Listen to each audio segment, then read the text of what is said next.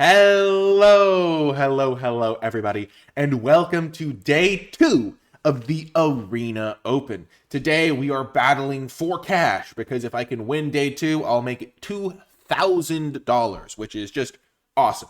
The way it works is, in draft 1, I need to go 3-1 or better.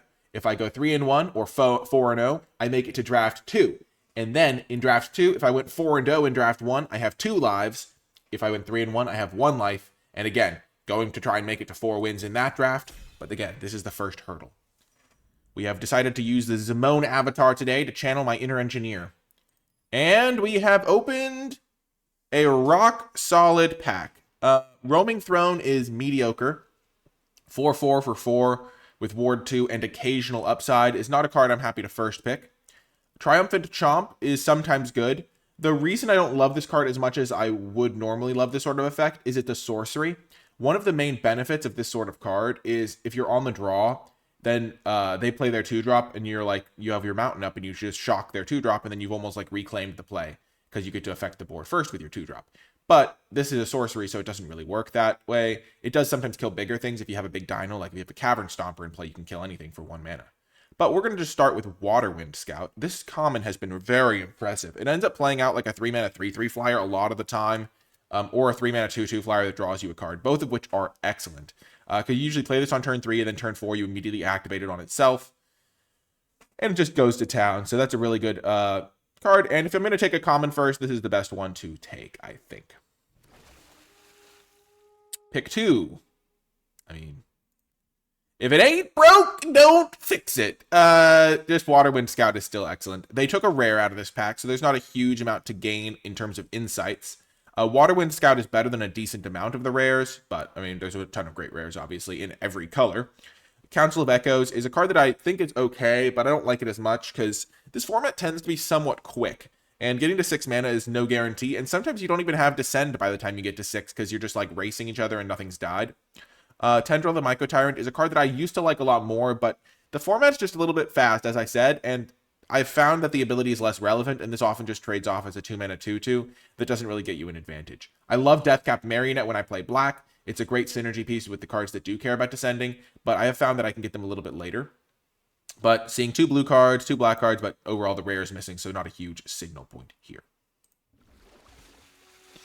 Pick 3. Okay, there is an Abrade, which is a card that I really like as a removal spell. Again, we see 2 blue cards, which is nice. There's 3 red cards. So quantity doesn't always matter if there isn't high quality. Actually, there's 4 red cards. But there is 2 commons missing out of this pack. There is not a red common. So the rares here, the 3 uncommons are here. There is not a common that in red that I would take over Abrade.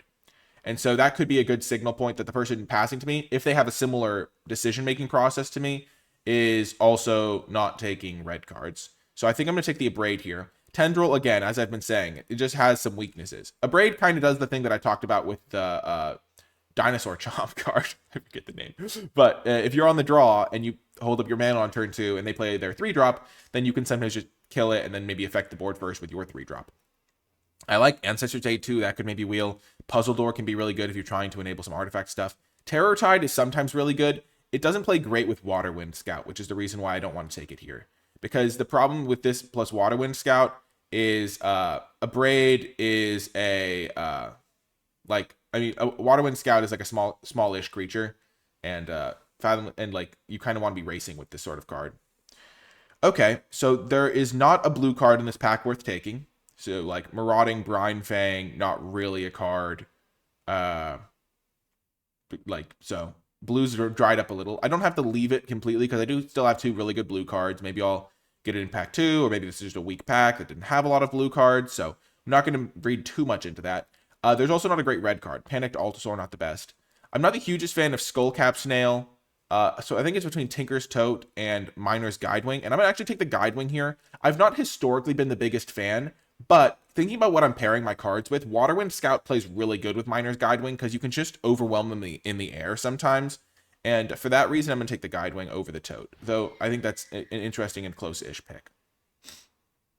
Okay. Now we're seeing a lot of green. So there's 3 green commons, a Malamute Exemplar, and an Itzquinth. Itzquinth is an excellent card. And we do have an Abrade that we could pair it with. Blue, once again, weak. Sage of Days. That doesn't mean that we, again, still doesn't mean we can't play blue, but it's looking less likely. 2 packs in a row is a little bit of a trend. Not a great white card in this pack either, but we only have the Miner's Guidewing, so that's fine. And then Saheeli's Lattice is a pretty good red card as well. So I think the 2 best cards are red. The 3 other cards, the cards that I like the best after that is Poison Dart Frog and Kutzil. So I think I'm going to take the Itzquint as the highest upside card, and if I can play a solid red-green Dinos deck, I'll be in pretty good shape, and Itzquint is a really good part of those decks.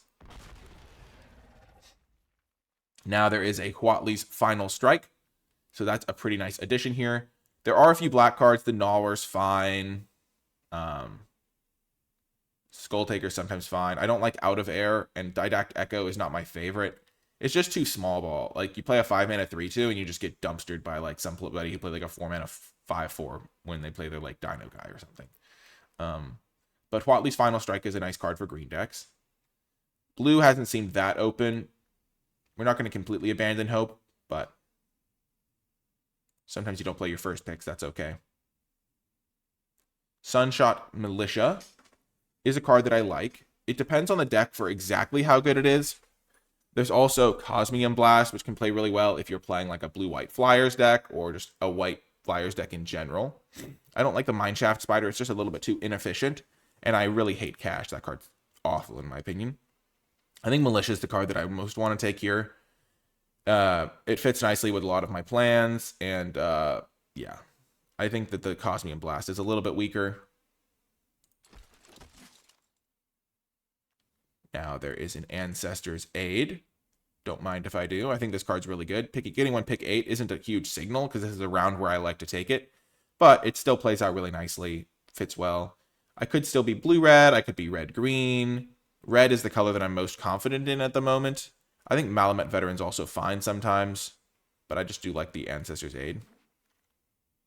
And then we wield all of the green cards. I think Armored Kincaller might be one of the best green commons.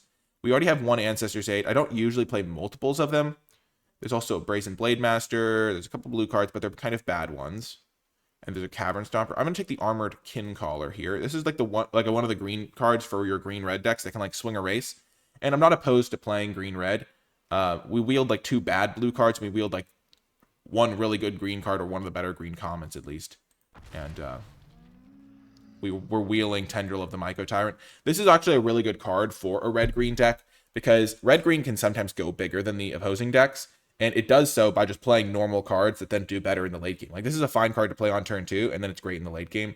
Similarly, it's going to... I mean, you almost always play this on turn 4, but red-green has the ability to stall. But yeah, nice Tendril. We might get the other Tendril back. We do not. Okay. I am going to just take Didactic Echo here on the off chance that we open up some absurd blue bomb and just keep these guys in and rely on getting blue in pack 2. It's not super likely because we have seen how open green is. And now we'll take this for the sideboard. Over the Edge can definitely be a sideboard playable. Malamet Scythe over Sage of Days, definitely a fine option. I hate Chasm Stone Tree. I will not play this card ever. So I guess we'll take Out of Air. Maybe we... Yeah. Okay, so I think here this is a pretty easy Itzquint. Green has looked way more open. We wheeled this card. We got very late Tendril of the Myco Tyrant. Captain Storm is great. Like, one of the better blue-red cards. But we first picked 2 blue cards. Even if blue is more open this pack, I think committing to red-green is way better for us. We got a late Ancestor's Aid. I mean, maybe even red wasn't that open, but I think this is a pretty clear Itzquint. Red-green seemed way more open, and we're just going to get a higher card quality if we stick to red-green, I think. Captain Storm's also, like, not a really scaling threat, and our deck definitely has the ability to scale into the late game, I feel like. We're definitely not going to play white, and blue was just not open that pack. So Itzquint is a great addition to the deck. And yeah, one that I'm happy to have join the team.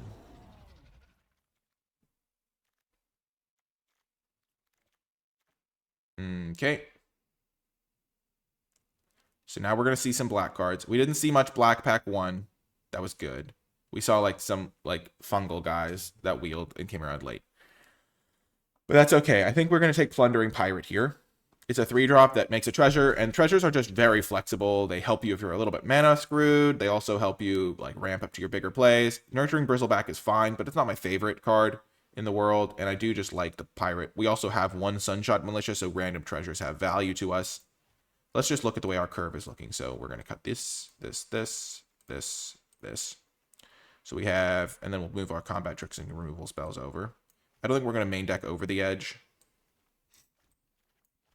So we have a couple like kind of 4-drops, a couple 2s. So creatures are our weakness here, and getting a just solid 3-drop is nice. Now we get a Triumphant Chomp. Maybe we'll be able to wheel Burning Sun's Cavalry. It's unlikely because this is a pretty reasonable 2-drop, but getting a Triumphant Chomp is great. I'm going to cut the over the edge for now and separate our combat tricks. I think Malamet Scythe is considerably worse than Ancestor's Aid just because it costs more mana. It's easier to play around. And I think Ancestor's Aid, just making a treasure, gives you like that rebate. So it's almost like a 1 mana trick in many ways.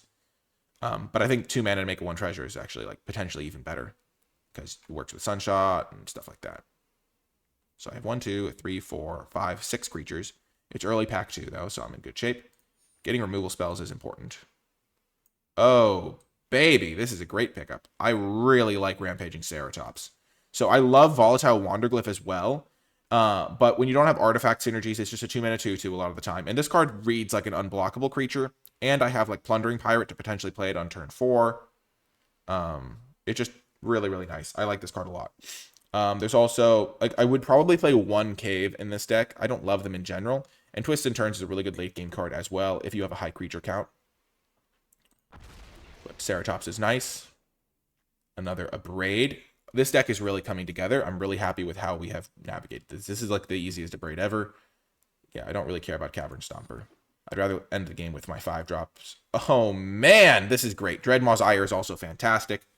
Just absolutely excellent. You play it on like one of your like dinos that are generally medium-sized, and you just like get a huge 2-for-1 when they have artifacts, which is often in this set.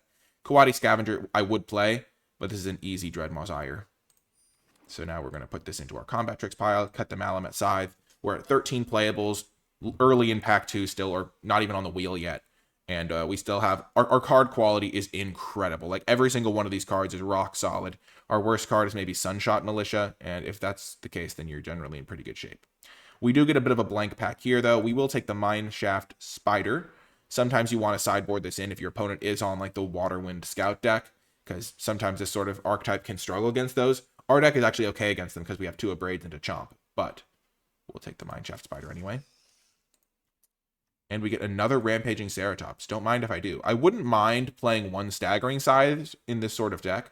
+3/+3 and Trample is just nice, but it's nice to fill out the top end of our curve. We already have 2 combat tricks, including Dreadmaw's Ire, which is generally just better than Staggering Size. And yeah, here we go. Now I'm going to take Plundering Pirate. Normally, I would be all over the Panicked Altosaur. I think Panicked Altosaur is a fine top end card, but we already have 2 Rampaging Ceratopses, which means that Plundering Pirate has additional value to me, ramping out a turn 4 Rampaging Ceratops, which is just great.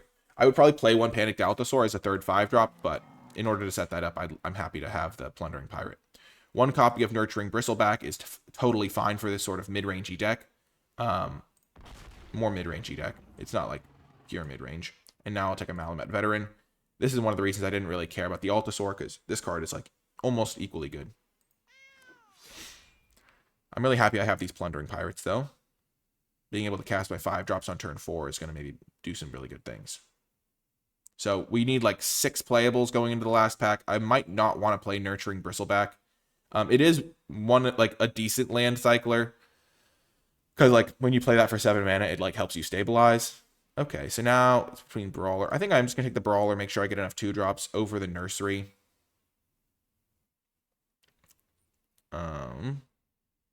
Yeah. Because yeah, let me see. Wow, nice Cavern Stomper. I think it's better than Bristleback. And then Walk with Ancestors. And last pick, Spyglass. Okay. Pick 3. Okay. So this rare is actually really good, but not for us. There's Diamond Pickaxe, and then there's Rampaging Ceratops number 3. I think the Pickaxe is better. I don't have a ton of artifact synergies, but I do have the one Sunshot Militia, which is really, really good with Pickaxe. Like, that just, like, creates a game plan on its own. And, like, play a 2-drop, then play a Pickaxe equip, and then just start, like, ramping up towards bigger things is really scary. And I already have 2 Rampaging Ceratopses. So I'm going to take the Pickaxe. And now there's a Belligerent Yearling over in a Braid. That's a close pick. I only have 13 creatures. I already have 2 Abrades. I only have 3 2-drops. And Belligerent Yearling hitting as like a 5-powered Trampler is not like completely unreasonable in this deck. Gosh, this is a close pick. I'm leaning towards taking Yearling because I already have 4 removal spells and like a couple combat tricks, and having high creature counts is really good for this sort of deck. So I'm going to take the Yearling.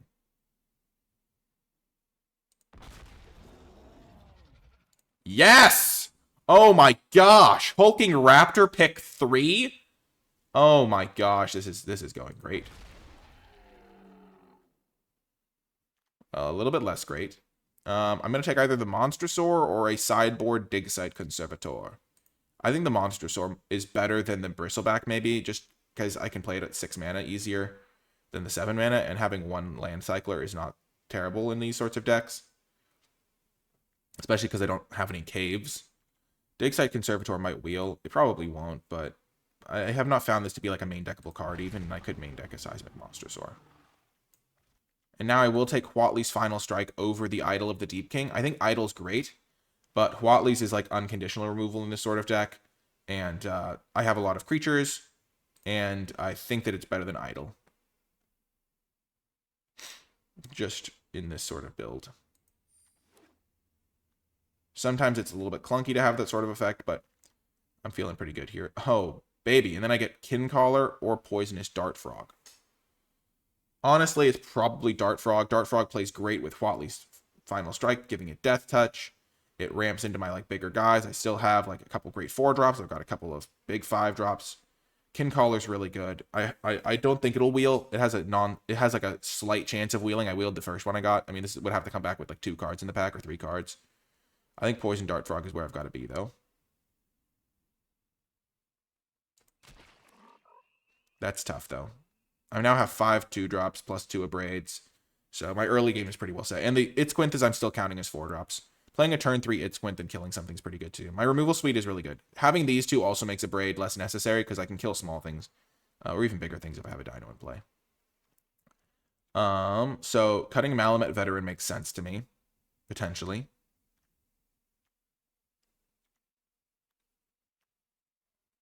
Malamet Brawler is also a card that I would like to cut.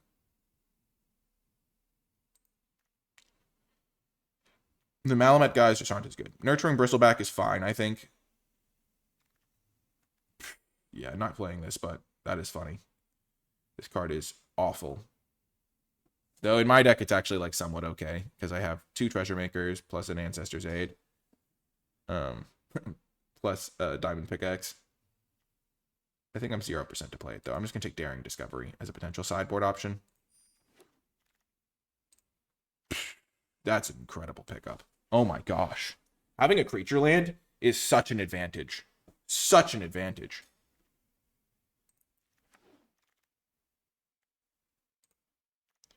Take a 2-drop just in case I need it for an anti-aggro matchup. Just take the best card.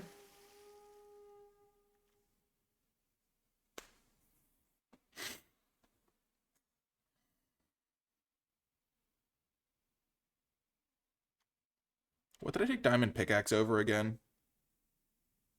It was like a Braid or something. No, I took a Braid. I took the Huatley's over the...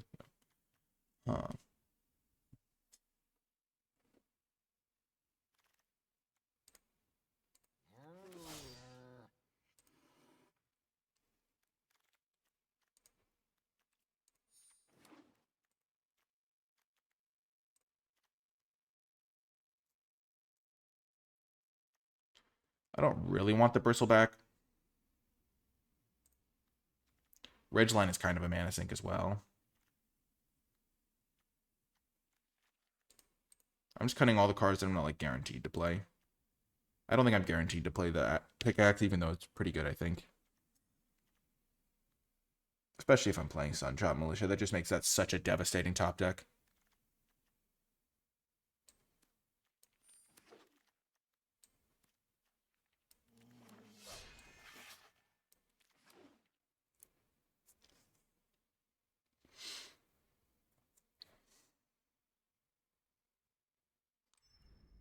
Okay.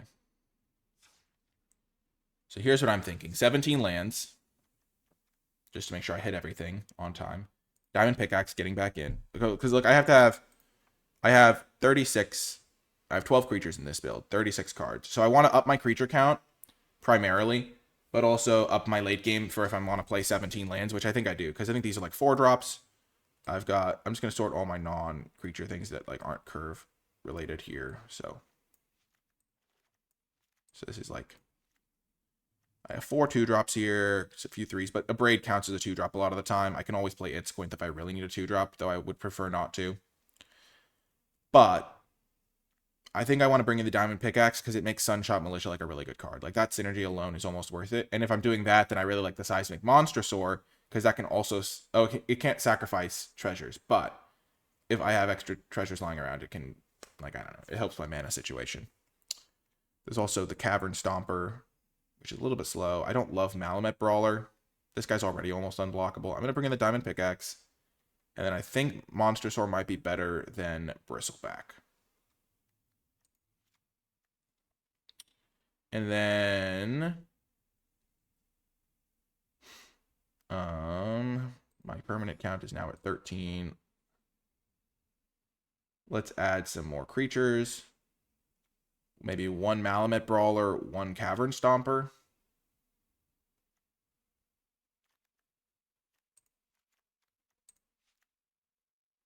And run it like this. Or instead of Cavern Stomper, playing Malamet Veteran. The Scry 2 on this is pretty dang nice. But the idea of playing this on turn 4 with this guy is pretty good as well. Or even like, the reason I like the Malamet Brawlers, because now that I have the Pickaxe, I can play like Pickaxe Equip onto the Malamet Brawler attack, and then turn 4 play another 5-drop or something. 5 mana 5/4s, or 6 mana 7/7s, Scry 2.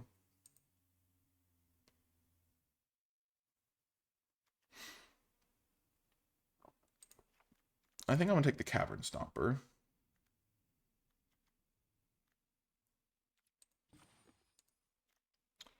Okay. I think this is going to be my build. I am looking at the colors. The colors are fairly even, slightly biased towards red, but my red cards are more late game / I have a lot of early green creatures. I have 9 sources of both colors. Should be good. I'll see you folks in the games. Before I get to the matches, I want to give a huge shout out to all of the patrons who support my channel at patreon.com/NicolaiBolas. Patreon is basically a way to tip the channel if you've been enjoying it, if you've been finding more success in your drafts thanks to my strategy content, but also you gain access to some cool rewards in the process, like my card-by-card tier list and other cool perks. So it's like if you tipped a waiter at a restaurant and then they brought you a free piece of pie. So it's kind of like a cool win-win situation if you are enjoying my videos and want to support my channel anyway. I want to give a special shout out to those who support the channel at the credits level. It really does mean a lot, and it really does help out the channel. Without further ado, though, let's get to the games. Whew. Welcome to round 1. Play first. Dang it. Oh, 1 land short.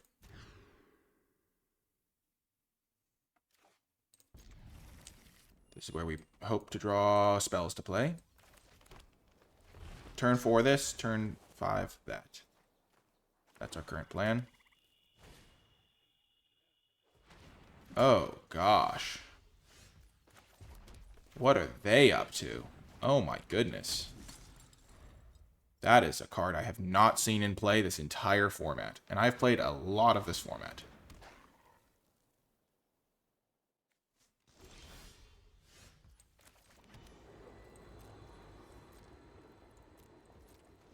Okay, so I drew 1 spell to play before turn 4, so that was actually okay. They can equip this. and then start attacking. Okay, they do not. That's fine. I'm not the hugest fan of River Herald Guide. It has not impressed me as much as I thought it would.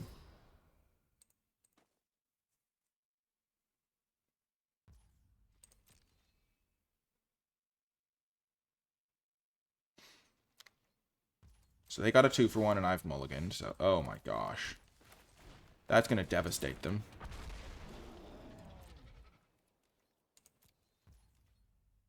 So they equip me up. I'm just going to hold tight. This thing can just kill this when I use Dreadmaw's Ire to win the combat because they're going to do something with River Herald Guide. Hopefully they don't equip to River Herald Guide.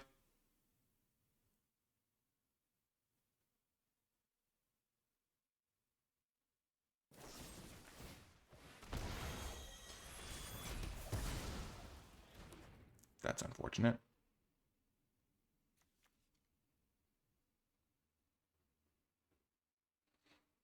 Very unfortunate, as a matter of fact. Dang it.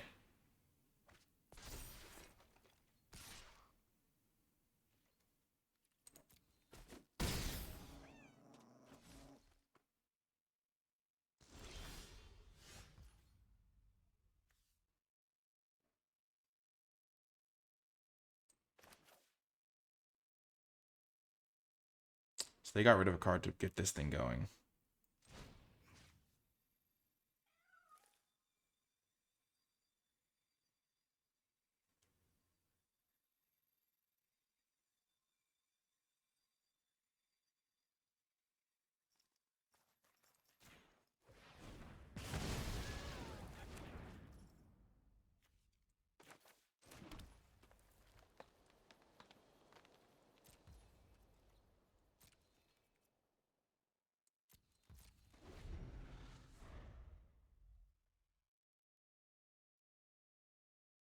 They discarded a real spell, too. They didn't discard a land.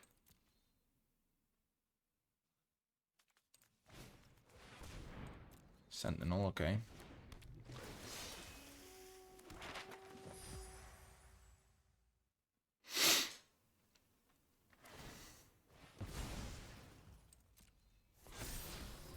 That's not good. That's not good. That's not good. Abort. Abort.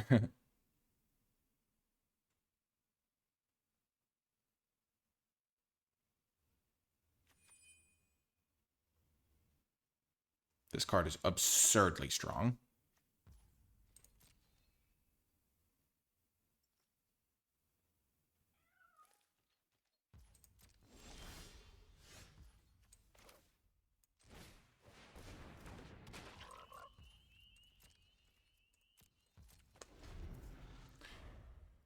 As far as non-land draws go there, that was okay.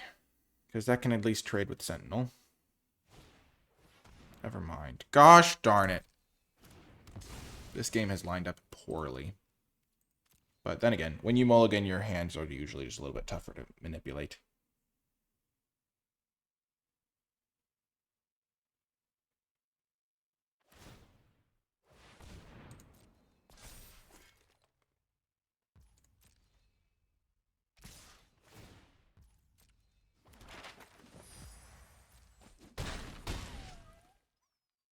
Big draw here.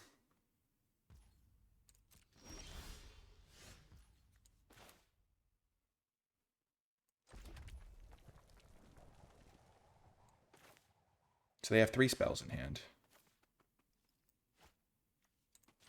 Still think this is the play. I could have like attacked with this, used Dreadmaw's Ire if they blocked.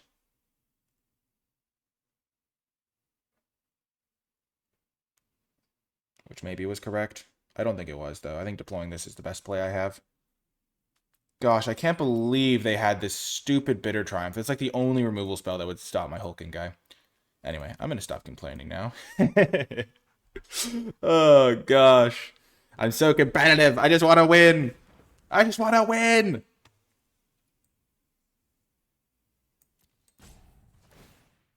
Oh, please hit a land. I'm begging you. Oh, my gosh. Oh, now they equip and it's over. No! It's not over. We're good.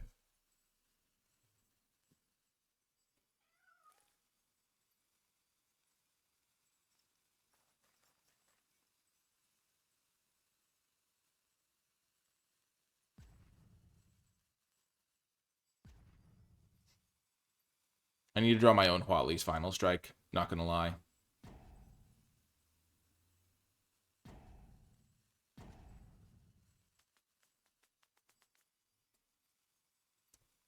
I have 6, 7, 8, 9, 10, 11, 12 power in play, 14 power. So I can't threaten to kill them, sadly.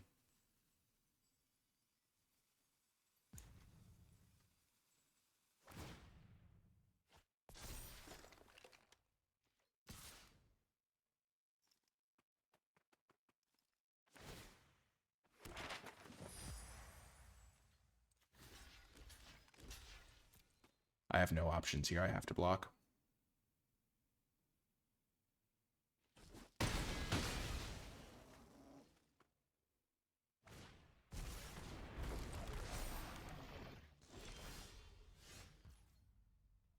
Yeah, let's go to game 2.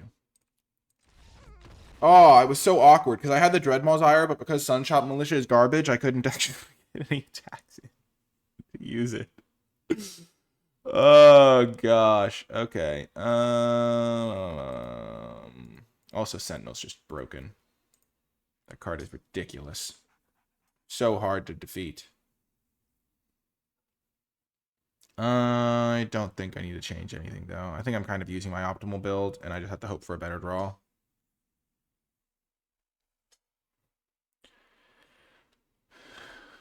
Like, I don't think adding a Nurturing Bristleback changes that much there.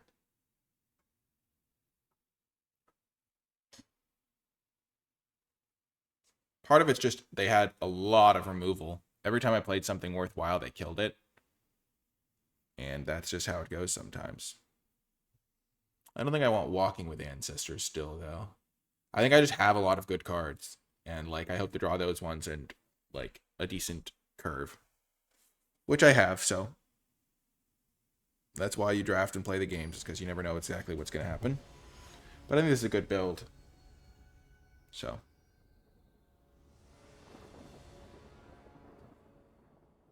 Play first. This is the sort of hand I'm talking about. Let's go! Plundering Pirate into Itzquinth. We have a Braid to kill something on early game. This is a much better hand.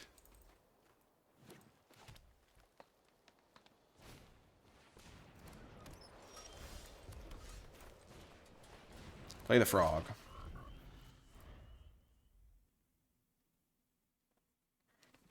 Deadweight's good against my deck.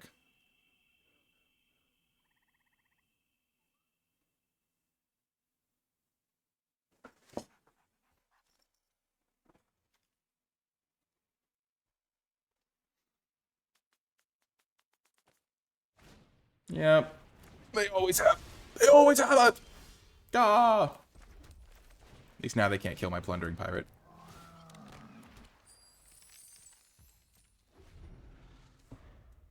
I think I'm going to play on full control for the rest of the day. I thought about that last night. I was like, okay, it's a minor thing, but might as well.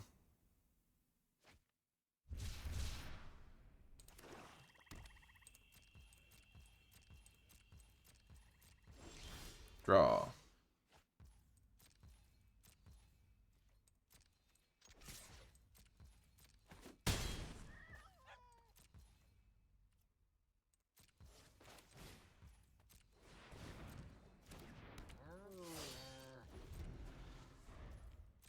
It's a little bit unfortunate that I didn't just draw like a land there, but Malamet Brawler is not the worst thing I could have drawn. Not by a long shot.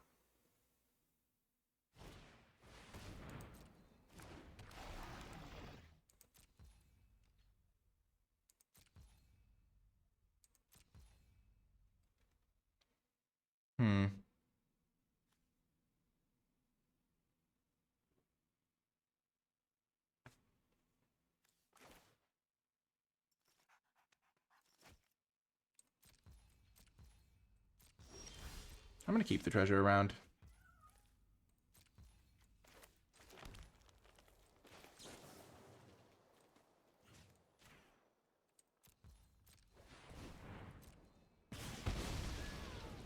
Kill that guy. I can just play Itzquint and hit them for 7, and they're missing land drops, so I'm going to do that.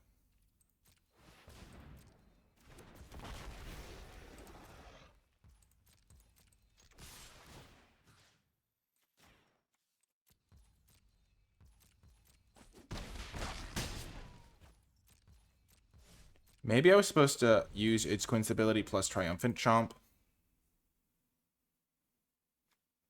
instead of the Abrade.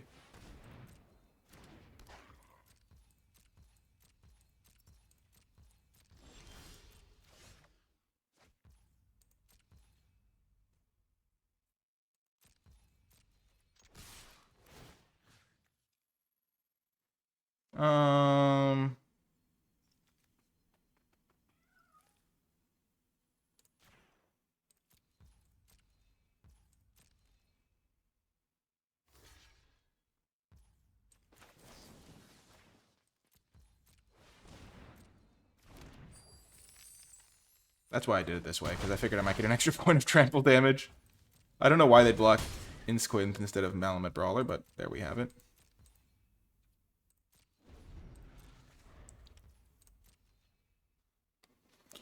And I think we might have the equalizer here.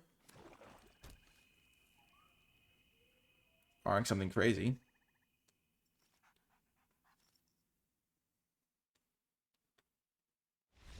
Woo! Okay. Okay. Okay. Do I want Basking Capybara because of Deadweight?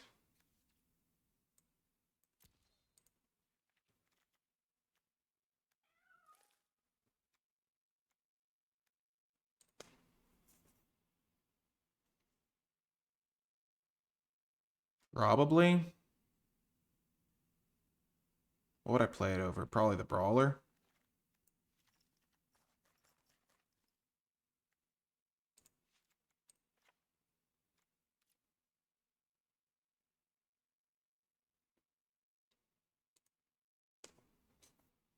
Just a minor tweak.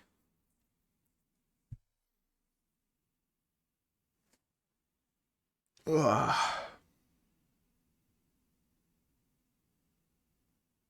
I mean, I think both of the cards are kind of mediocre. They're definitely like among my worst cards, especially because I'm not really a graveyard synergy deck. But seems like at least an okay thing to do.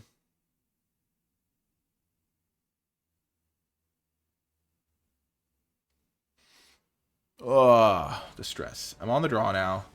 My deck isn't the worst on the draw because of its 2 Abrades. I'm kind of wishing I had a Braid over the Belligerent Yearling, but it's close still.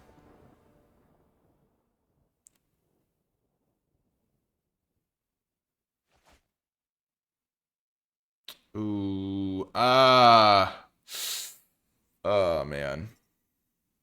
I need 1 land for this to work. I have 9 green sources. I'm keeping. Because the Plundering Pirate's going to do mega duty. If I can get a forest and then Plundering Pirate into this guy, that's all I need. Okay, land is fine. Land is good. Itzquint is also really good with Yearling because you can deal 3 to something. Okay.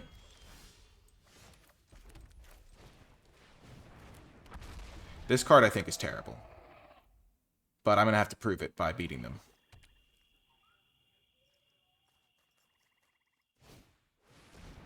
Gosh darn it! Okay, we hit our forest. Nice.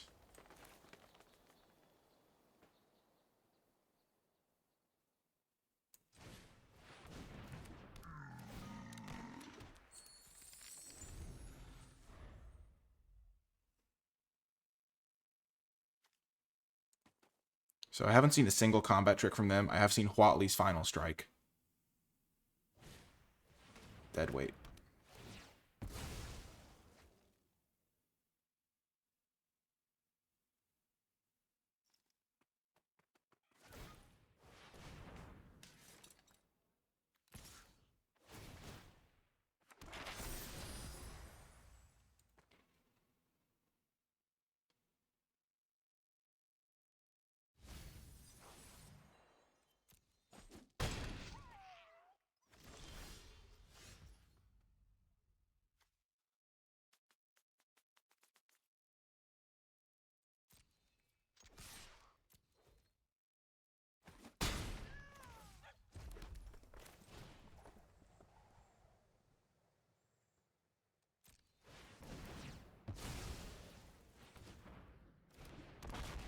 I've just got to hope they can't kill it this time.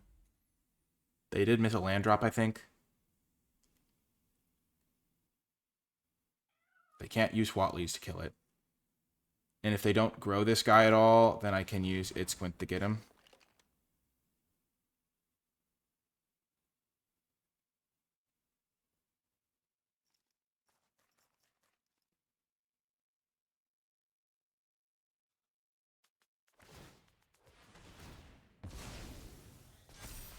Oh, that's really bad. Oh, that's really bad for me. I totally forgot that interaction existed. Okay, Poison Dart Frog. You demand. They're missing land drops. That's huge for me. They have a 7-8, but I can maybe stabilize. Land. Nice. Double green. So I now have access to infinite mana. So I can just jam this.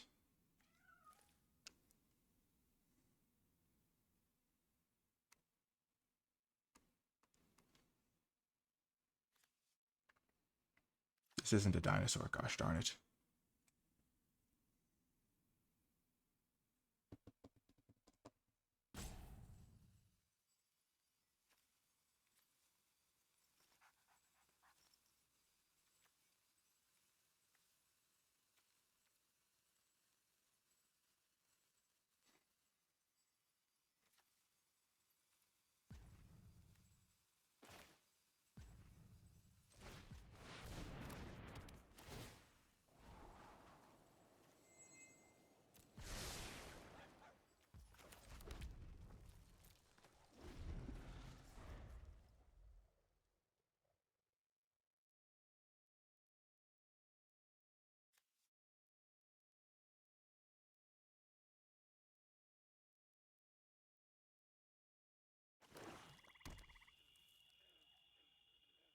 I need to draw Watley's Final Strike.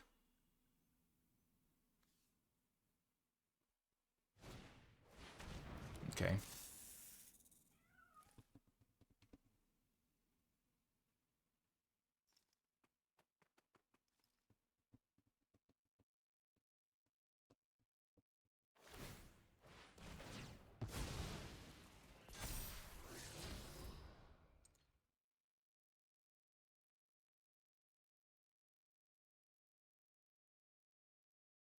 They don't have a removal spell right now. Ancestor's Aid. Oh my gosh, that's enough. I can get this up to 9. As long as I don't sacrifice the artifact to attack this thing. So, do I have enough mana? I have 7 mana. 1, 2. 1, 2, 3, 4.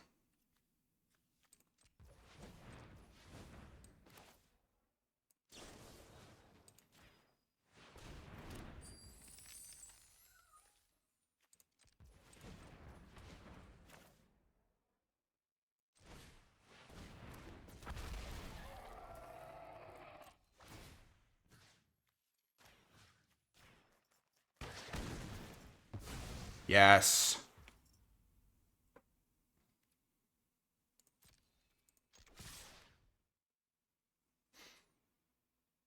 So they can equip this thing and try to hit me, but I'm hitting it for 9, 14, 17, 9. They can block Insquith, but then they die. So they have to jump block or trade with my Plundering Pirate. Yes! Yes! Oh my gosh! That was such a clutch Ancestor's Aid. Oh, you're so clutch, Ancestor's Aid.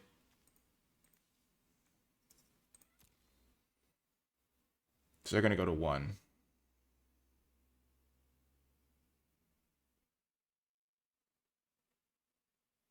Oh, yes. Oh my gosh, that was such a huge draw. I was saving that Idsquinth. I scryed 2 cards to the bottom. Oh my gosh. Flashback. Tyrion Soulcleaver is bad. Now I just need to prove it. They did not do the math right. If they have Fathomless Descent, how many permanents are in their graveyard? They have 1, 2, 3, 4, 5, 6 permanents in their graveyard, so they still can't kill my Cavern Stomper. And if they do have all that, I could still just slam Rampaging Ceratops. If they have the rare that I have not seen them have. Yes! Ooh, yes! Ooh, got the win. What a comeback. Yes! See you folks next round. Welcome to round 2. Sketchy hand we have here, but we're keeping. 2 lands, both colors, 3 2-drops. They're mulliganing to 5? Oh my gosh.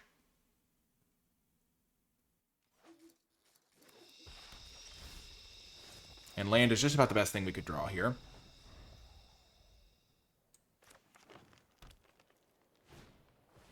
Dart Frog, sure. We'll start with Yearling. Try to put the pressure on him. The more I'm playing this card, I feel like, at the time, I think it made some sense because I had like no 2-drop creatures and I wanted some. Okay.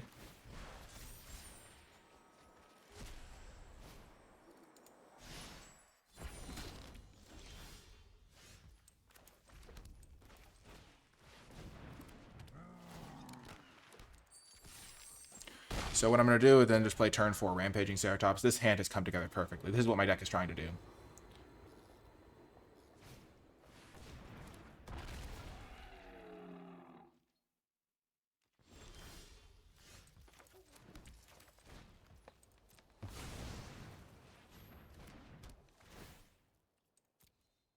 I mean, this is pretty dang good. The Belligerent Yearling is really good here. Abrade would have killed the Poison Dart Frog, which would have also been good, but I'm not complaining here.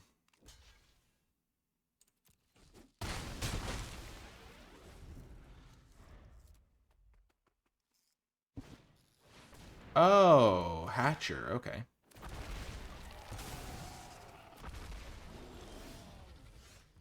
Well, that was a great draw.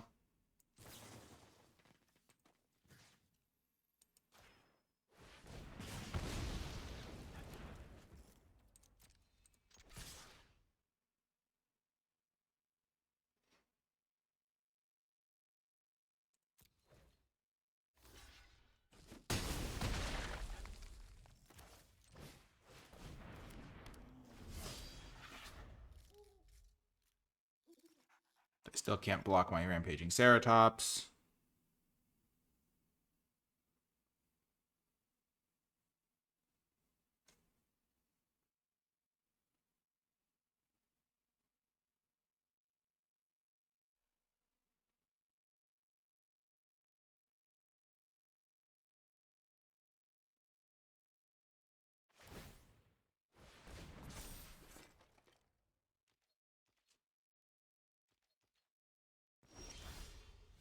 Okay. They can't block this guy.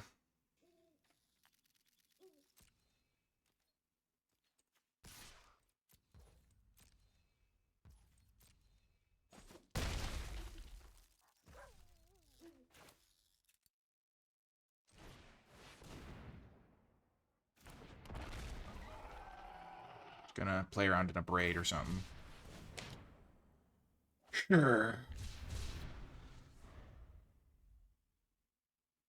Next turn I can just play Sunshot Militia and ping them twice.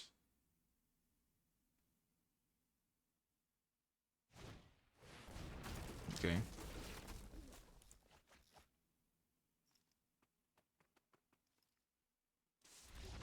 Grass's Tunnel Grinder is pretty bad, I think. So it's another Dinos matchup. So what do I want in the Dinos matchup? Well, I definitely want to set up a Braid for their Hatcher. Could be a racing situation, so if I want to play, I might bring in this card. Generally, though, I think my deck is in pretty good shape for this. I might want Brawler over something.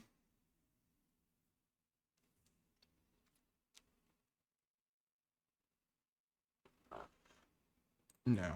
Siding in a Malamet Brawler is just such a weak move. Weak! Get out of here with that. Oh, gosh. Oh, we're up a game. Huge. Okay, we're going to keep this. Having Restless Ridgeline is a huge addition here. Okay, I wish I had drawn a different spell, but drawing a spell is good. That is my conclusion. These are the sorts of, like, keepable hands that you know you're not favored to win with, if that makes sense. They are not on a mulligan to 5 this game, so that last one was kind of a freebie.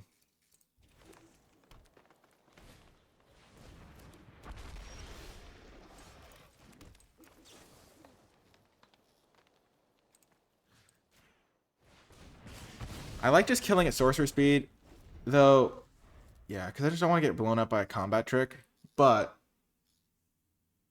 if they did have a, like, the Discover guy that gives +1/+1, that would be pretty bad for me. I mean, I could have gotten extra value, is what I mean. Okay, so their hand is not really coming together. Oh, I'm going to turn on full control again. I forgot about that.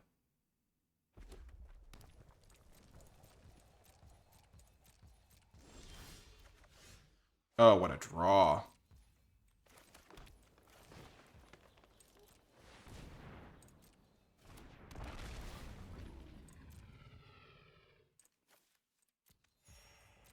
Every life point matters.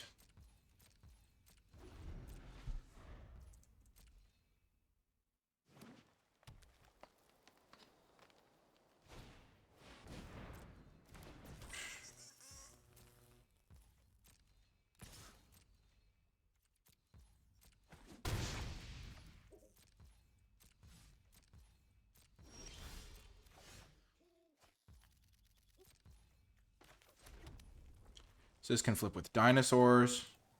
They already have a dino in the graveyard.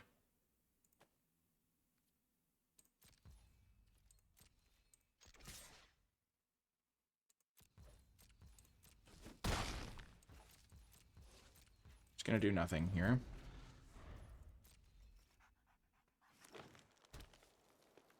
If they flip this thing... Yeah, I lose. Yeah, I was going to lose this game no matter what, though. I should have maybe traded with this guy. I can't beat a turn 5 Polani's Hatcher without a Braid. Maybe I was supposed to save my Braid, but I didn't have the real tools to do that, it felt like.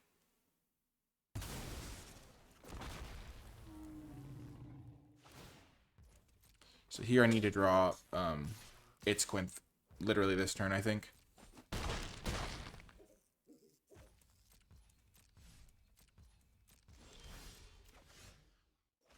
So we're still in it.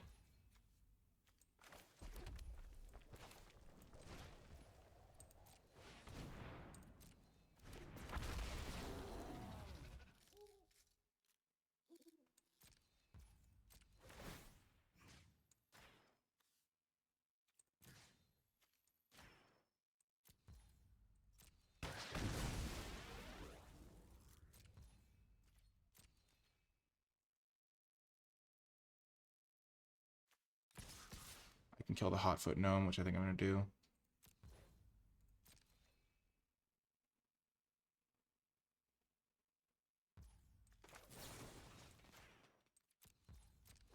I should have done this last turn.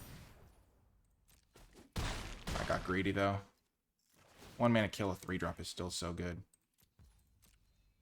I was trying to kill this thing, but...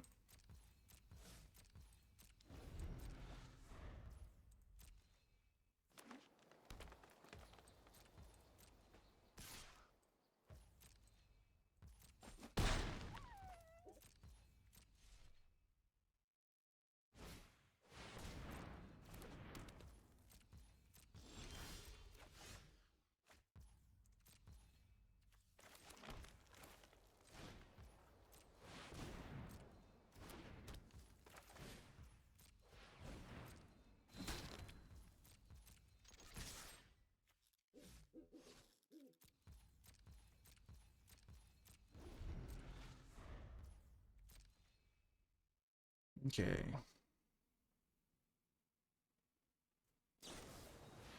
Not great for our hero.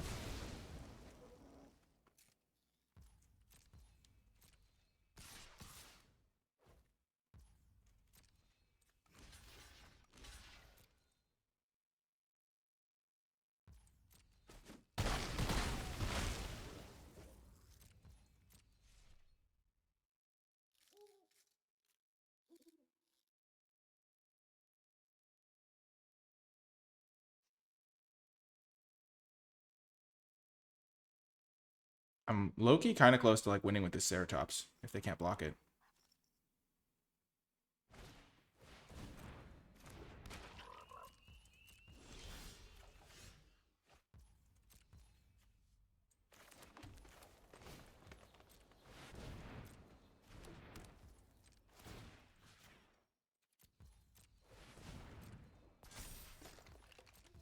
Like, if I draw Ancestor's Aid, then I think I win. Because I can fire up my land to use Ancestor's Aid for the victory.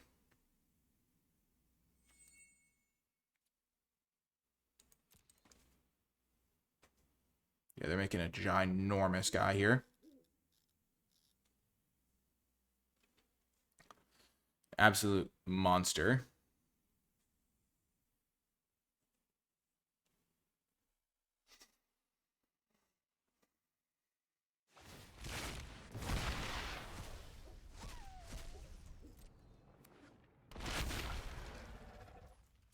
Come on, it's Quinth number 2.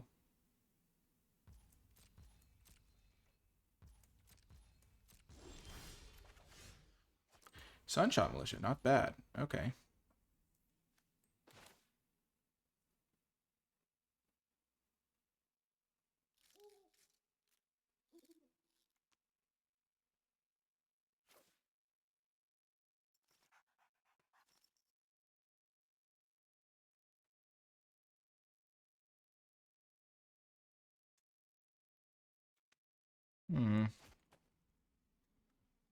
This egg is problematic.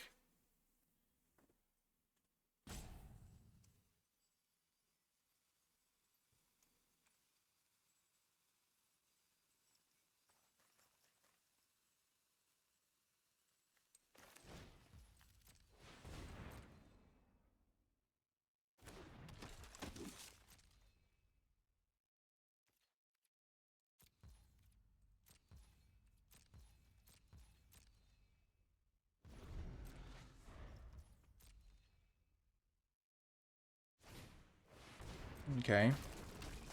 It's a pretty good draw here, assuming they have lands in hand. Yeah, that's bad for me. Oh, no.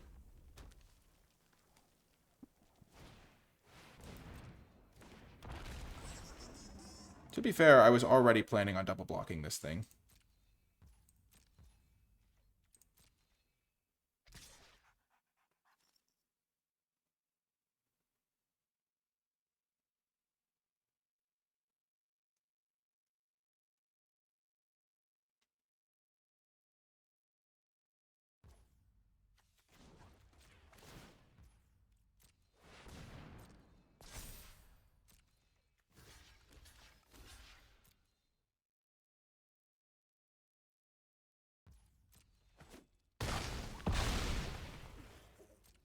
It's Quinth time. Dang it.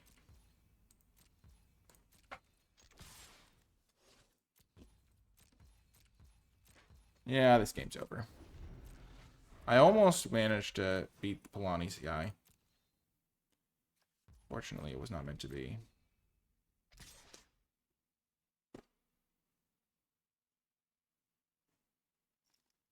If they attack all, they win. Okay, they go for it. Oh, gosh.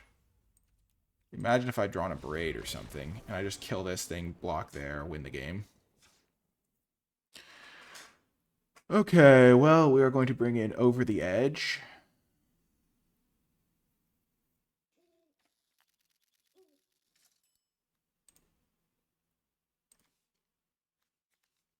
Killing Hotfoot Gnome, Dynamaton. For 2 mana seems decent. And we'll cut Malamet Brawler. Okay, on the play for this one. Whew.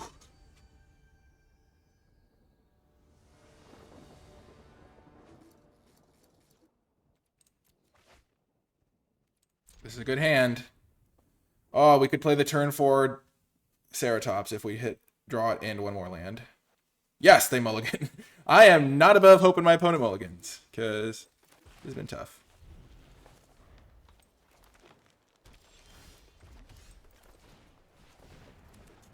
If I draw a couple lands, I can jam this guy early.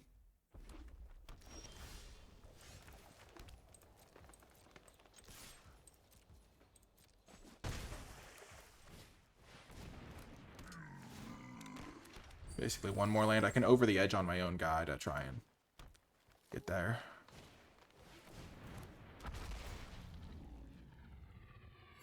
I'm going to try to save this Abrade. I got too greedy with it in the past.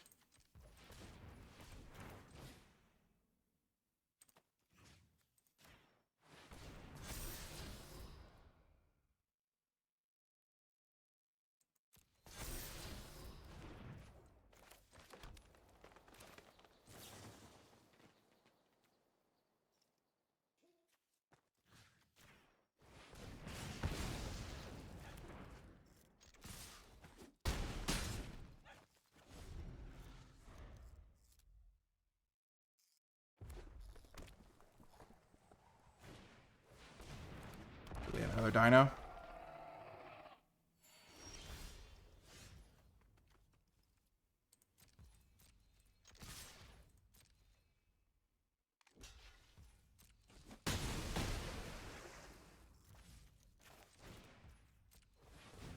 So now they can't play their Lonnie's Hatcher because they know I have the final strike.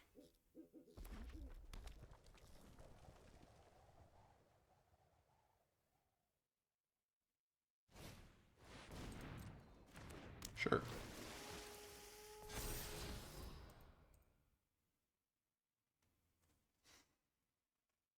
If I knew I was drawing a land, I could kill this and then play this and win.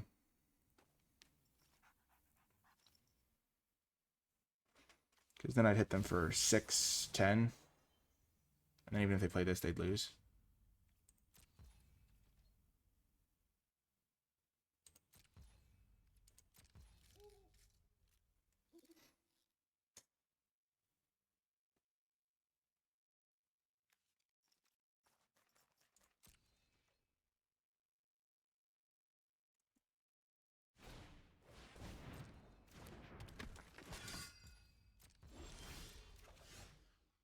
Oh no, I couldn't win anyway. Okay.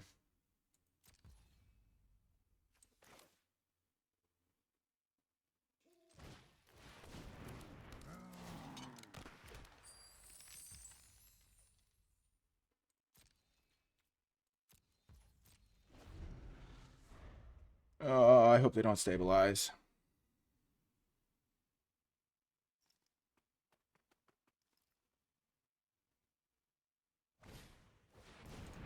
Sure.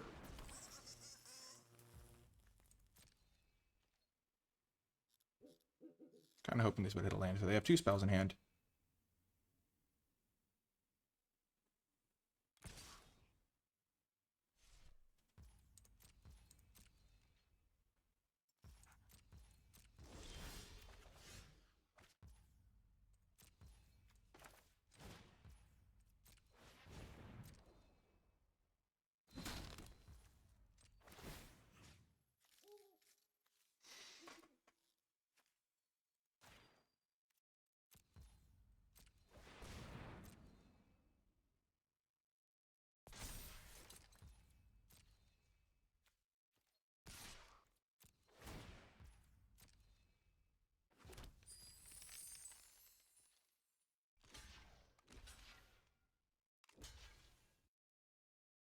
That's perfect for me. They have to do that because I have the Hotleys.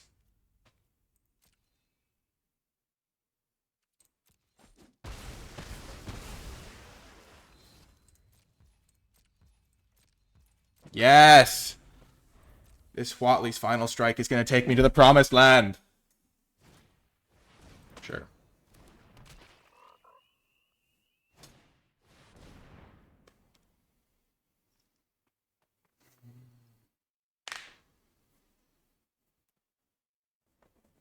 Oh, it's so tempting. It's a 2-for-1.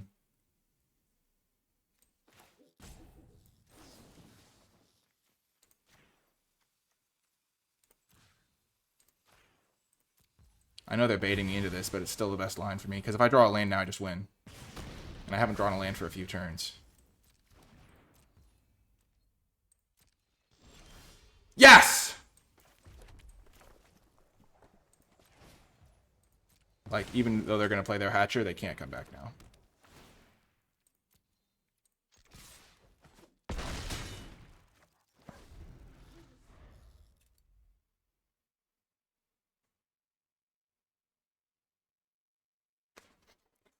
Yes! Oh, what a match again! Oh my gosh! Yep.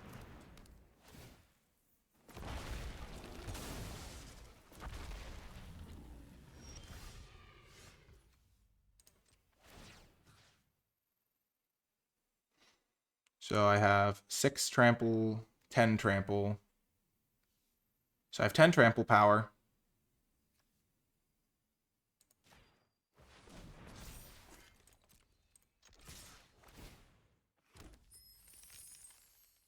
Plus this. And they have 7 toughness, so they're dead no matter what.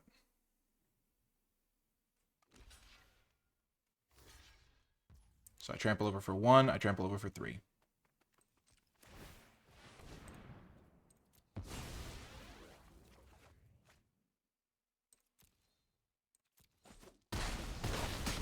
Yes! Oh, what a win! Oh, what a win. They drew that Polani's Hatcher every single game, and we beat it twice! Woo! Yes! 2-0. See you folks next round. Welcome to round 3. We're going to mulligan this. It's just not enough action. Our opponent also mulliganed, though, so that helps. Oh, this hand is so much better. Oh, this hand is so much better. We'll keep this, and we're going to put back a land. It was either land or 6-drop, and, like, in that race, I'd rather have the extra fuel.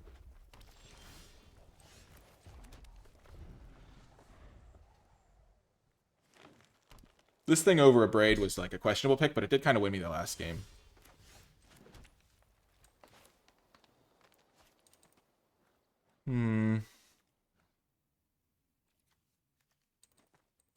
What do I play on turn 2? Beerling can start hitting them, but I'll play this. Higher upside. There's a lot of 4-drops I could draw. That'd be good here. If they have a Braid, they have a Braid, but they don't. Okay, they have a Nurturing Bristleback, which maybe means that I want my own Nurturing Bristleback in this matchup, because it might be slow enough to be good.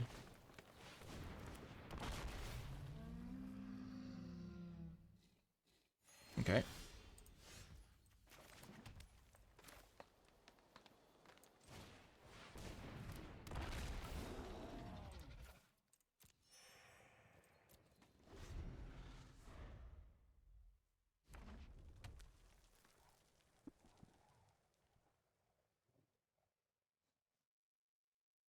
So I really want to draw a good thing to play this coming turn.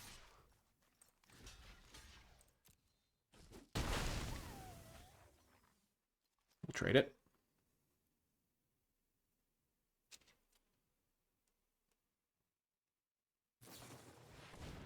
Okay. Dart Frog down.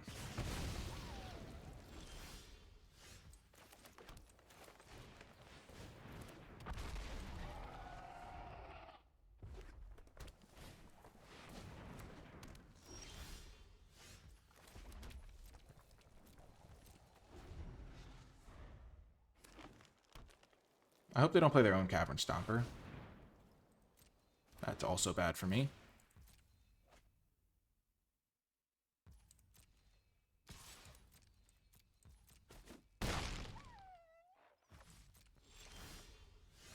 Oh, that's such a good draw if this guy lives. Please live.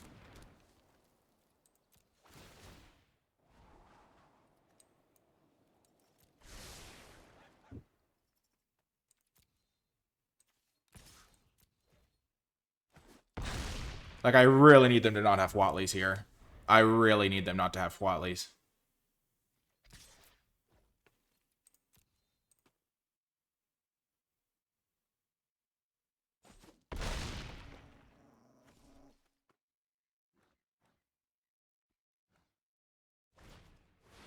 Oh my gosh. This game is over. I just decimate them here.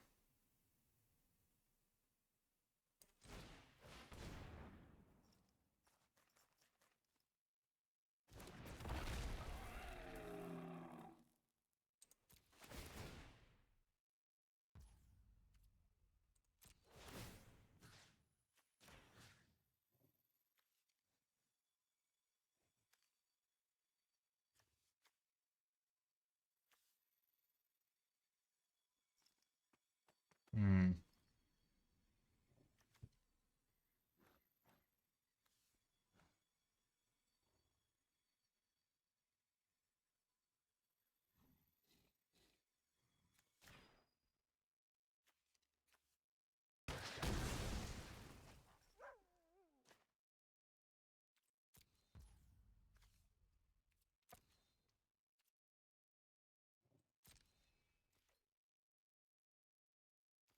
They have an artifact in the graveyard? They do not.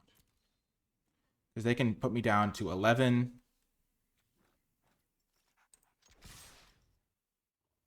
Because I want to use my Abrade to kill this Altasaur. They could easily have +3/+3.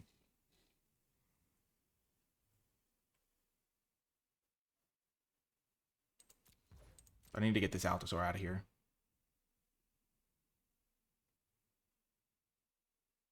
I could have used my Triumphant Chomp on it, but I'd rather sacrifice one of my little guys and use an Abrade to kill it.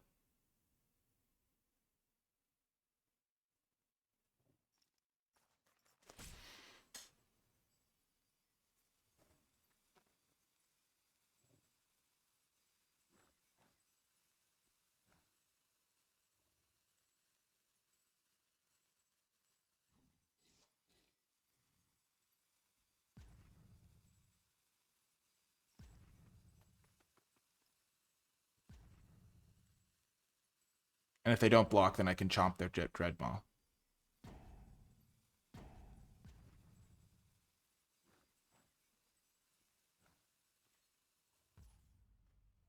Oh, perfect. This is the best possible outcome for me.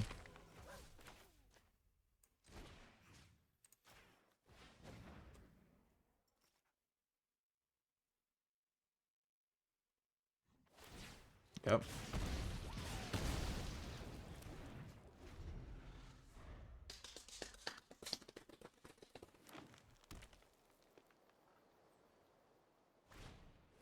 Wanderglyph, sure, I can kill that with a Braid. I can also, like, force them to block my Cavern Stomper.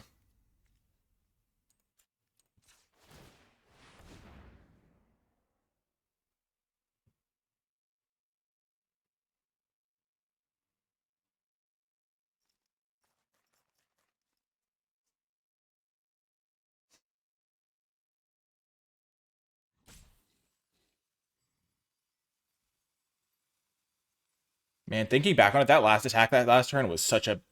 I'm so proud of that attack. That was such a sick attack.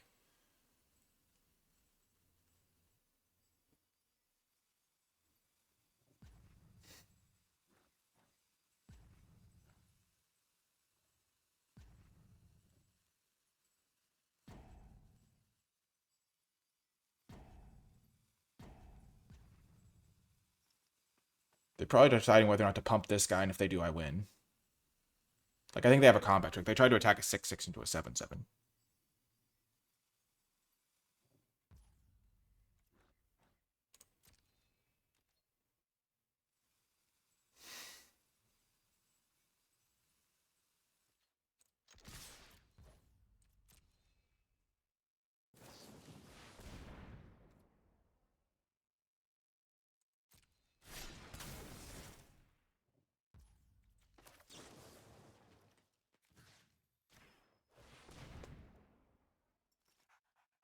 They have Malamet Warscythe.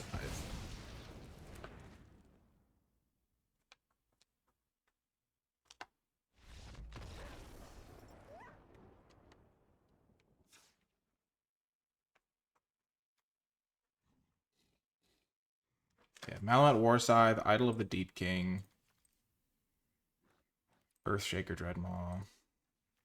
Okay.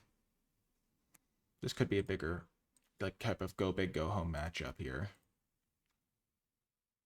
I think I want Over the Edge, especially on the draw. I kind of want Nurturing Bristleback. I kind of want Daring Discovery.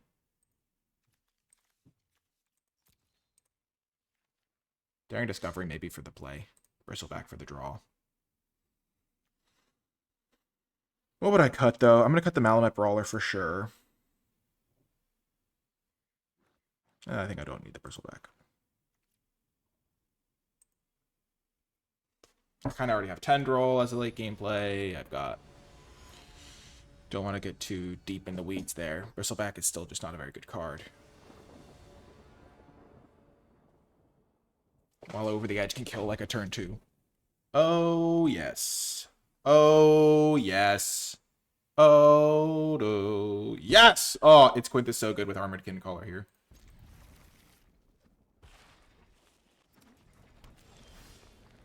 Oh, baby. Yearling is really good with its Quint, too.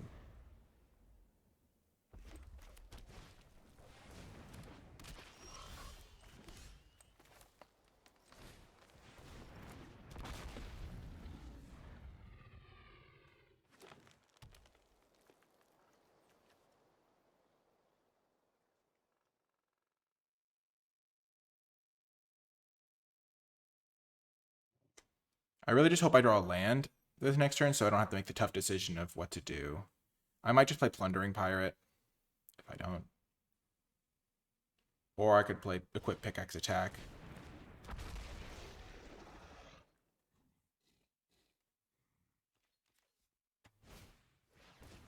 Okay, Lorekeeper, sure.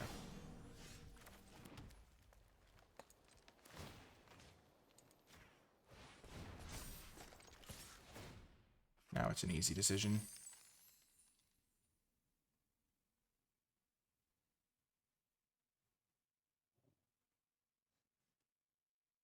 They can play a 6-drop next turn.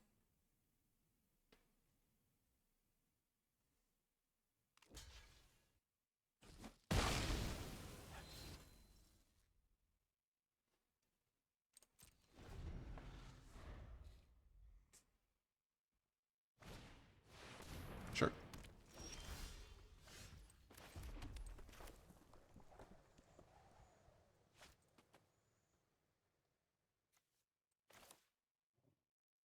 I don't know if they have the ability to kill this, but I'm just going to play it and hope for the best.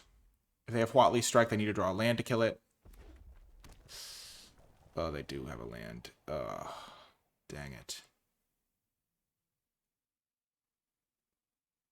And this is the highest upside play by a lot.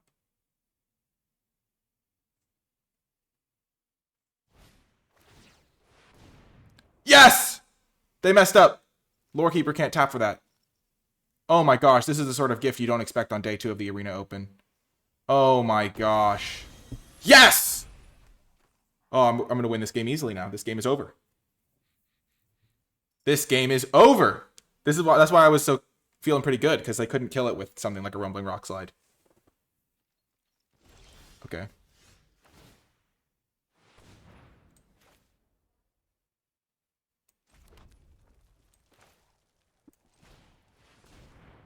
I should have equipped first.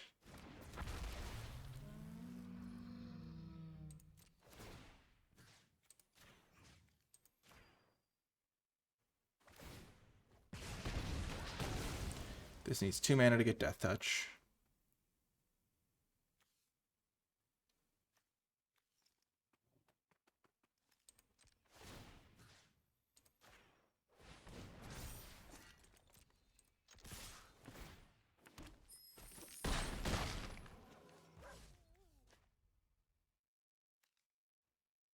So I'm going to have 6 mana next turn. If I draw a land, I'll have 7.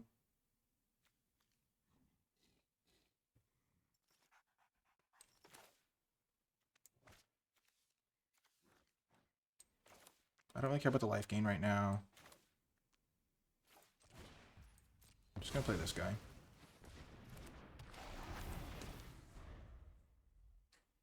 Because next turn, because of the Hulking Raptor, I'll be able to activate it.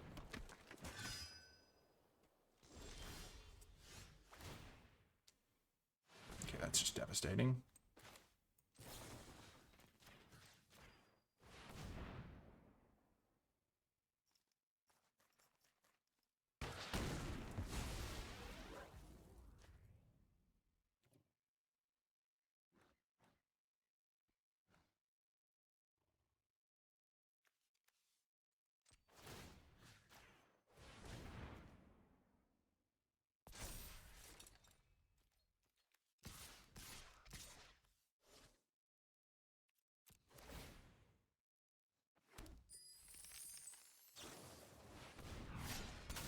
Okay, so they get to eat my Itzquint or trade with my Hulking Raptor. That's fine.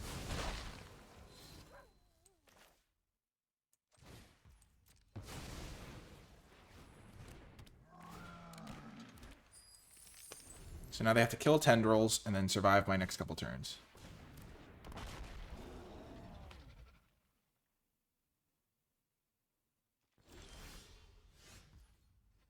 Gosh, I keep just drawing better things to do than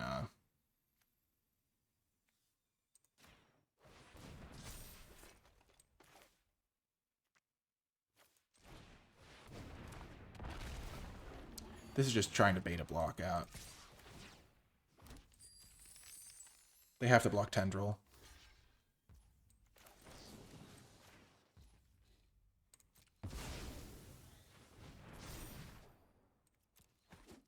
Otherwise, I would have just activated Tendril and won that way.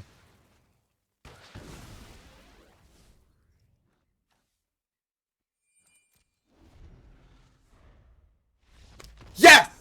On to draft 2! Yes! Yes! What a game! Oh my gosh. To be fair, that Rumbling Rockslide was kind of a punt. But got the win. Oh my gosh. I think I played that game as quick. I was trying to end it as quickly as possible to avoid any crazy top decks or anything, but yeah. Let's go. Huge. Huge, huge, huge. See you folks in the final round. Let's try to get that 4-0. Welcome to the final round, and I could not have asked for a better hand. 2-drop, 3-drop, Itzquint. With a Dreadmaw Ire.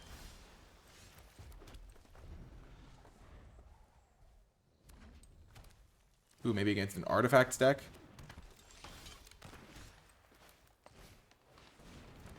Okay, Captain Storm is pretty abusive draw here. That card can absolutely devastate me.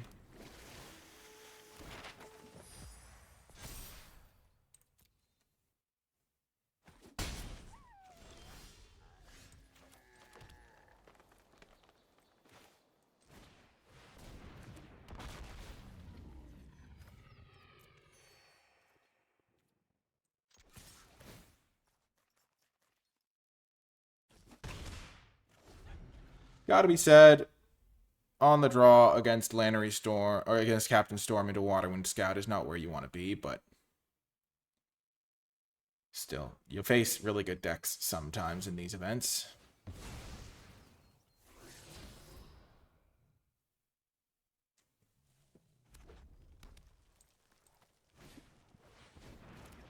Okay.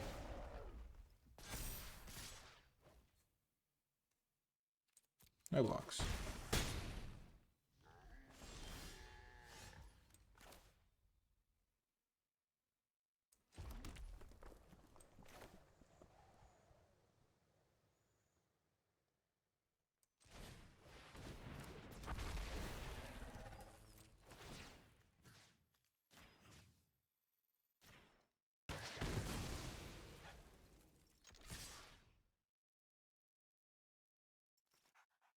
So I can hit them for 7. I'm just going to hold back. Yeah, I'm just going to check for them.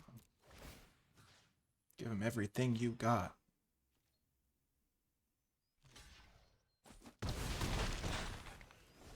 And then Poison Dart Frog can hopefully trade with Captain Storm.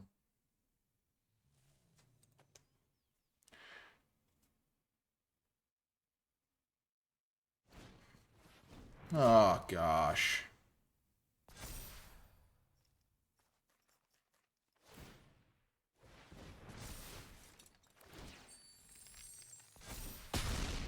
Yeah, here's hoping.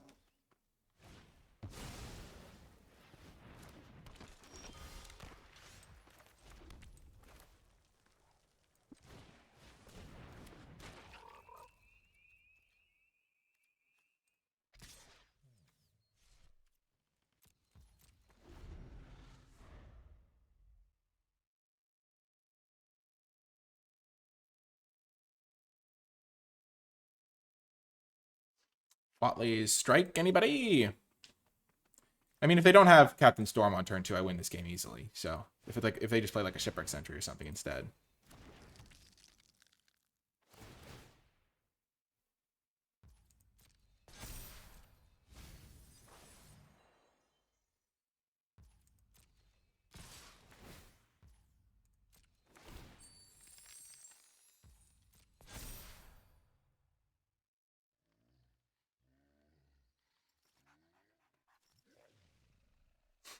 They have another spell. This is ridiculous.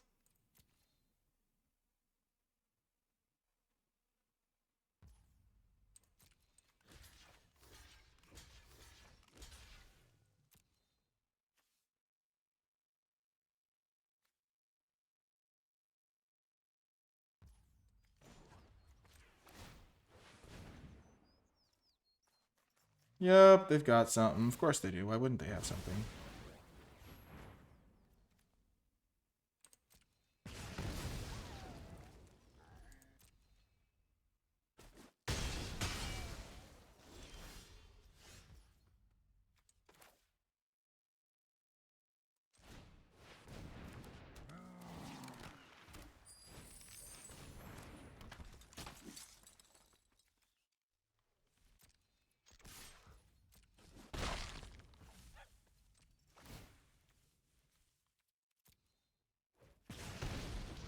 I'll chump block. Yep, dead. Oh, man. Gosh darn it, man. That's so brutal. Captain Storm on turn 2 is maybe the most, like, irritating thing to deal with in the format. We bring it over the edge. They have plenty of artifacts. And I'm going to cut Malamet Brawler. I could have brought in my Spider, but I don't think the Spider's very good. 4 mana, 3/4. They just put it on top of my deck, and I'm toast. Oh, man. My opening hand was so good. So good.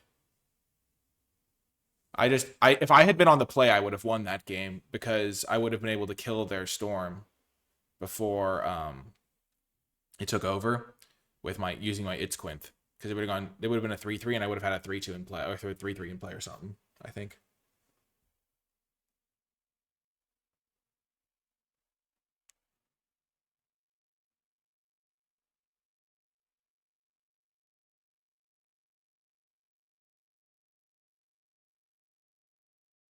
That's got to be like the best possible curve out for their deck, though, so they can't do that every game.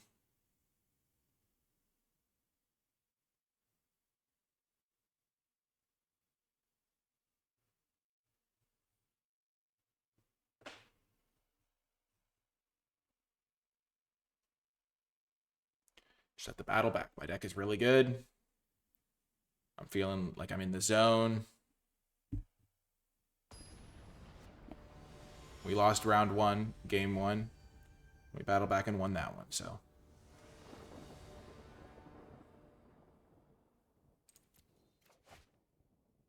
Dang it. Criminy.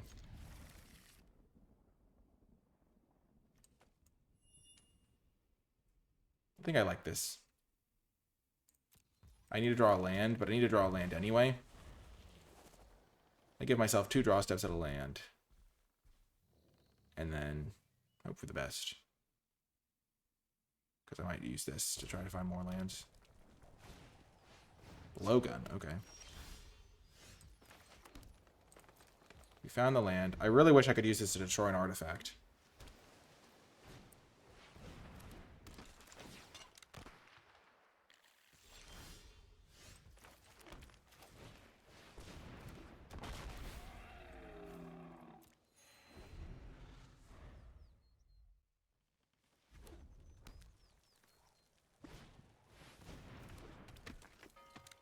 Oh, I'm begging you, deck. I'm begging you. Give me a mountain. Please. Please give me a mountain. My kingdom for a mountain. No. Oh, that's still actually pretty good. Okay.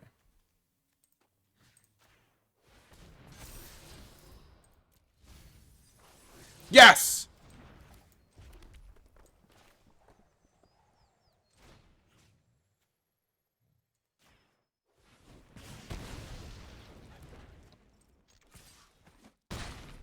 Chomp.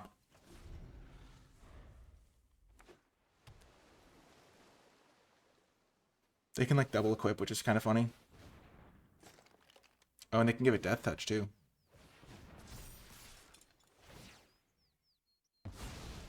That's a combo I didn't think about. I'm glad I attacked.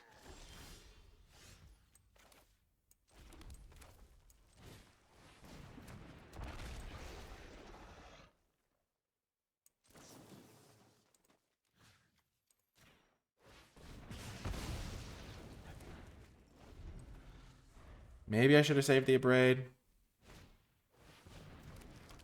Yeah, maybe I'll get punished.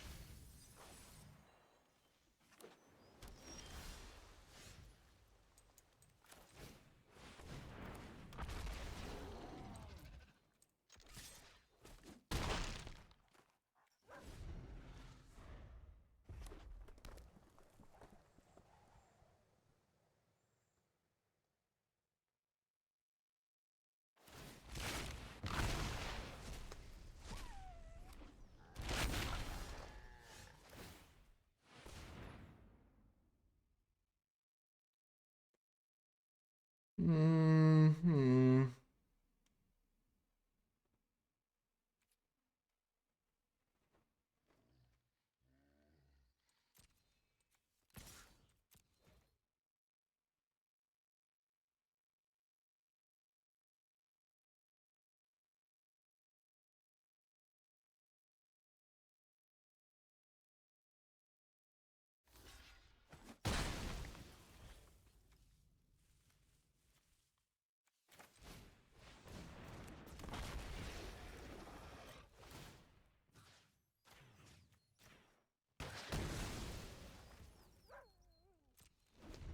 Okay, so that's okay.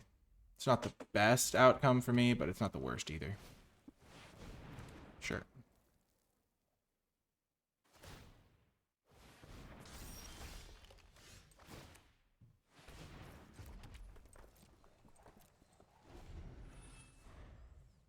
So I guess not using my Abrade that way cost me big time. Because I would have been able to kill this with my Abrade, and then I would have been able to hit them. At the time, they didn't have this in play, though. Cog worker, sure.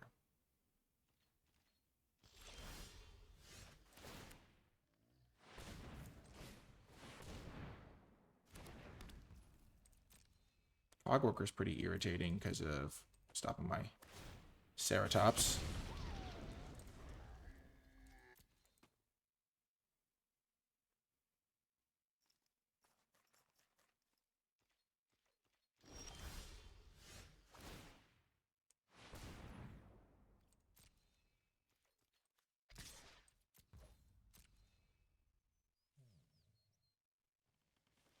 I'm just going for it. I don't think my odds get better if I keep waiting. They'll just keep doing 2 to me every turn.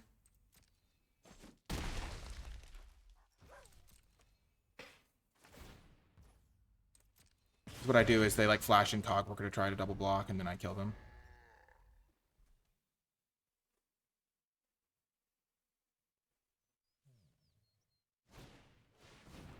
Sure.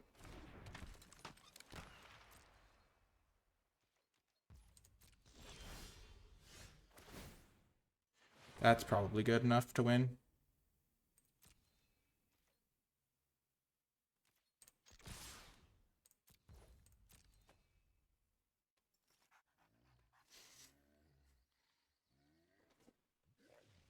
Assuming they just have the Cog worker. But I don't think I can beat much else.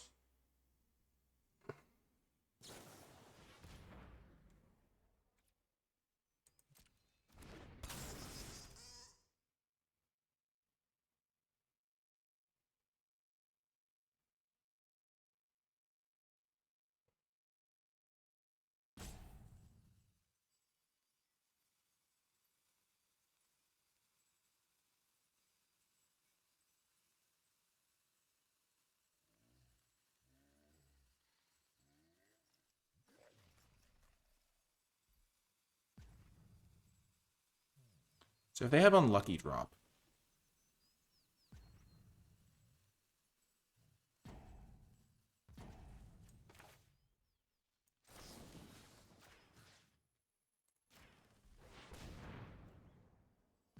this plays around that. Unless they have brackish backwater.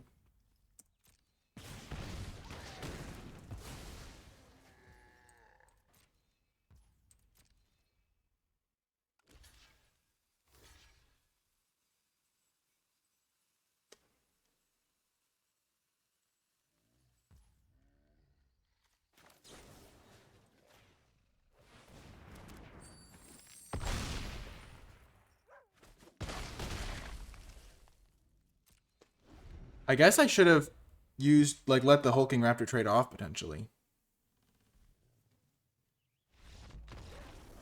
Okay, game 3 anyway. Because then my Ceratops is even harder to block. So now I know they have a cog work. Not that I can always really afford to play around that. Cog work, blowgun. 2 Abrades makes me feel a little bit better about this matchup. But it's still not the best.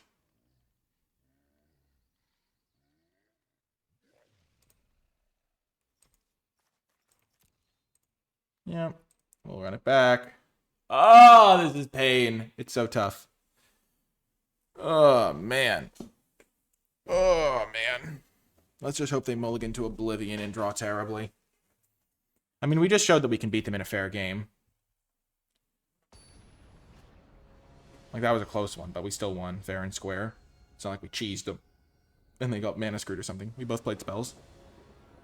They've had their Captain Storm both games, which is irritating. Game 3.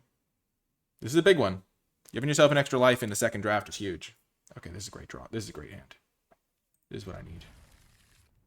It's not like the best hand I've ever had. It's missing Ixalan, which is maybe my best card. They mulliganed too. Perfect. Tomb Raider, sure. I am not going to kill Tomb Raider on turn 1, because if they played Lannery Captain Storm on turn 2, I need to be able to kill it.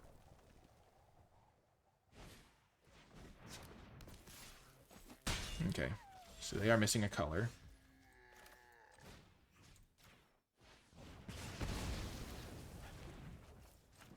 I think it was worth taking 2 damage on the risk that they had Storm. And especially because now I could have to go strike and then kill Storm anyway. Yes, they don't have a Braid. Okay, this would be a kind of a cheesy win.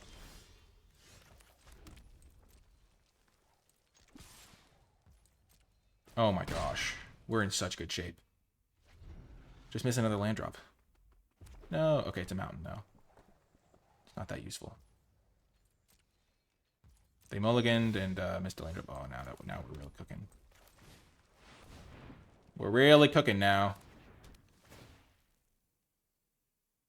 Don't want to get hasty and make a mistake.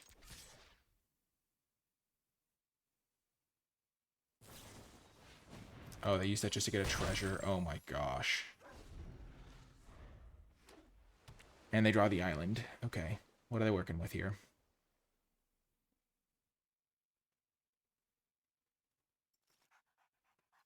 This thing's like basically unblockable for the entire game, feels like. Okay, they're tapped out. Yeah.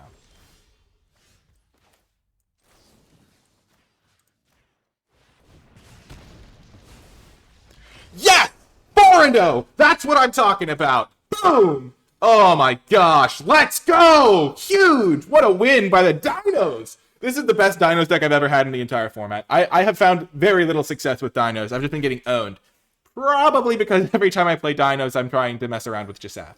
But, yes! Ixalan is the truth! Oh my gosh! Ixalan is him! Or, I don't know if it's a her. It's a dinosaur baby, so I can't really tell. Oh my gosh, let's go. Dinosaurs have no concept of royalty, but they recognize the scent of the mightiest among them. Let's go! Mightiest. Oh my gosh. We got the pasta hulking raptor. The double of Braid was clutch. Yearling, honestly, that pick versus the Braid was close. Yearling did some serious work in some of our wins. Just pressuring. The plundering pirate was fantastic. The rampaging Ceratops was basically unblockable and was a key to our victories. The triumphant chomp. The ire. That one game where we used a cavern stomper combined with triumphant chomp and Ixalan to just absolutely one-shot 2 6/6s. No, a 6/6 and a 6/5. Oh my gosh. What a win. We even had a land that was super clutch. We didn't really use it that much, but it was sick to have in our deck, in our Dinos deck. Oh my gosh. What a win. Oh my gosh. Everything was clutch. The life gain was clutch. The Huatley strikes. The Abrades. The Ancestors' Aid to win us that one game. The Poison Dart Frog. Tendril. Oh my gosh. What a win. Yes! Woo! We are so on the precipice. We are on the precipice of victory. We have 1 draft to go. And 2 lives in it, which is just absolutely fantastic. Anyway, If you did enjoy this video, be sure to hit the thumbs up button, subscribe for more content, especially so you don't miss the second draft of this epic Arena Open run. Comment below with your questions, thoughts, and feedback. And to let me know you made it to the end of the video, leave hashtag dinos in the comments section down below. Preferably all caps, hashtag dinos. But yeah, that was just absolutely epic. I'm so thrilled. When the stakes are the highest, we played excellent and everything went great. Oh my gosh, absolutely fantastic. I hope you enjoyed this video as much as I enjoyed making it. And I will talk to you next time.